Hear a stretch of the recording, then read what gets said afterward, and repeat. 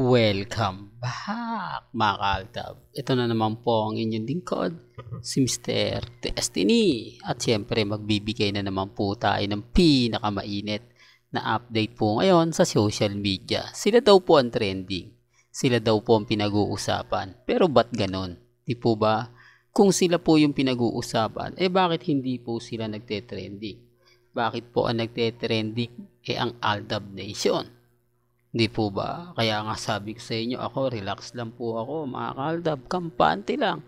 Kasi kahit po anong gawin nila, anong sitwasyon, anong sabihin, talaga naman pong, kumbaga nasa atin pa rin po ang presensya ng mga netizen. Di po ba? Kaya nga po yung iba nagtatanong, nako Mr. Destiny, kumbaga darating din yung point na etc.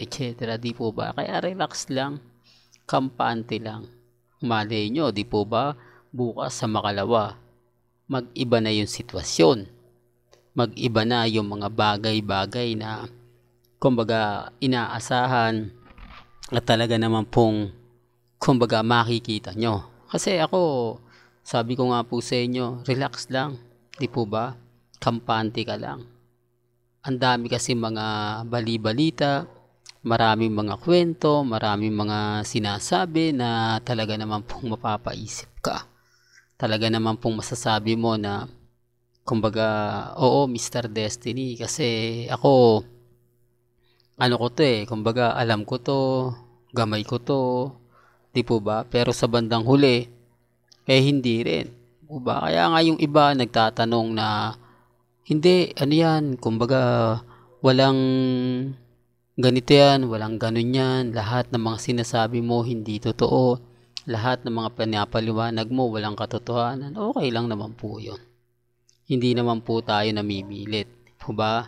Hindi naman natin po pwedeng ipuwersa yung mga bagay-bagay na alam naman po natin na hindi talaga po pwede. Alam naman po natin na kumbaga darating yung mga issue na talagang mapapaisip naman po sila. O ba, tapos sasabihin nila, hindi, paasa talaga yan si Mr. Destiny. Lahat ng mga sinasabi niyan, hindi totoo. Lahat ng mga bali-balita niyan, puro fake news. Di po ba? Ganyan po sila kabiter sa akin. Pero bakit kapag ako nagbibigay ng mga ganitong video, apektado sila, inis sila? Kasi nga po, Aldab ang trending. Hindi po sila. Kayong kumbaga sila po yung pinag-uusapan, sila po yung pinagpepiestahan, sila daw po yung laging bida. Di po ba? Kita nyo naman po sa social media, hindi siguro naman po, o hindi naman lingid sa inyong kaalaman na, kumbaga yung pagpaparamdam na ibinabato nila, pagpaparamdam na pinapakita nila. Hindi po ba? Tapos sasabihin nila na, keso ganito, keso ganon. Kaya po ako masaya po. Kaya nga ako kampante. Malay nyo, di po ba? Nadarating din yung point na, kumbaga, wala na. Di po ba? Darating yung point na, kumbaga, yung ibig kong sabihin mga kaaldab, wala andun yung point na kahit anong gawin nila, hindi pa sila nagtalaga. Ibig kong sabihin mga kaaldab, kahit anong paninira po nila sa Aldab Nation, hindi natitinag. Bagkus nagte-trending pa rin po tayo, di po ba? Real talk mga kaaldab, tayo pa po yung nagiging bida. Pero bago ko nga po pala ituloy, etong magandang update na to, kung bago ka lang sa channel na to, at isa kang true-blooded Aldab Nation na nagmamahal kila Mengay at Isoy, tama po ang channel na pinuntahan mo. Kaya consider na po kitang bagong subscriber. At huwag mong kalimutang i-share ang mga video po natin sa mga mami, sa mga titas, at sa mga senyor.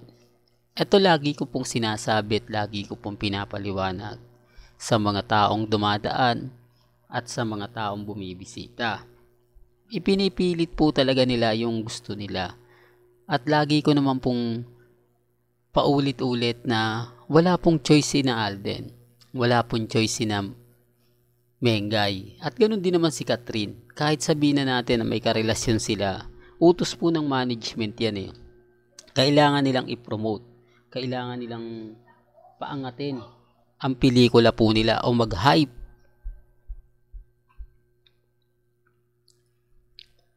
Kasi nga po yung talent fee nila napakalaki. Di po ba? Yung talent fee po ni na Alden Richards at ni Catherine talagang grabe. Di po ba? Kaya ang tanging magagawa lang po nila ang mag-promote. Kapag nag-promote na po kasi at naging hype, sila naman po yung makikinabang. Di po ba? Ang ibig kong sabihin mga kaaldab makikinabang, mas marami pang mga project, endorsement ang papasok po sa kanila. Yung tipong napakamaraming commercial kasi bumabase rin naman po yung mga advertise sa artista kapag sikat, kapag pinag-uusapan. Kita nyo kahit po napakaraming artista ng GMA, kahit napakababa na po ng mga binabayad. Hindi na rin kinukuha ng mga endorsement yung mga baguang artista. Dati, ang daming artista po ng GMA Network na kinuha sa mga advertiser.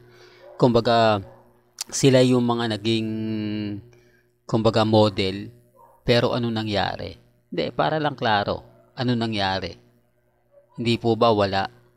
Hindi po ba dumating yung point na ayaw namin yan? Di bali na lang sa sikat, di bali na lang kaming gumastos, di bali na lang malaki yung talent fee, sigurado namang mabenta ang item o ang produkto. Totoo naman po kahit sabihin mo bagsak ang presyo ng mga talent artist ng GMA para makakuha lang ng mga advertiser, di po ba, mga photoshoot, TV commercial, wala Tignan nyo yung Sparkle Artist Center. Kayo na po magsabi sa akin sabihin nyo sinungaling si Mr. Destiny kung kukonti lang po sila. Siguro naman po dati napanood nyo yung media conference na kung saan si Alden Richards yung naging mentor ng Sparkle Artist Center, kung gaano po karami. Di po ba? Baka sabihin nyo kasi fake news yan, kukonti, di po ba? Halos punong-puno yung isang event na puro artista ng GMA Network o puro GMA Artist Sparkle Artist Center. O baka sabihin nyo, syempre yung ibang mga yung mga datihan nandun na rin, di po.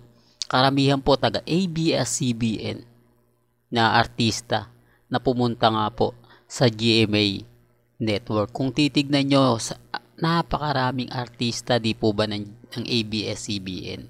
Halos kilalang artista lang po ang kinuha ng TV5 at ng Net25. Yung mga baguhan. Po ba saan napunta yung mga kabataan? Para lang klaro. Di po ba? Kaya ang sabi ko sa inyo, wag nyo pong pansinin. Kailangan lang po talaga nila yung gawin. Promotion lang po yan.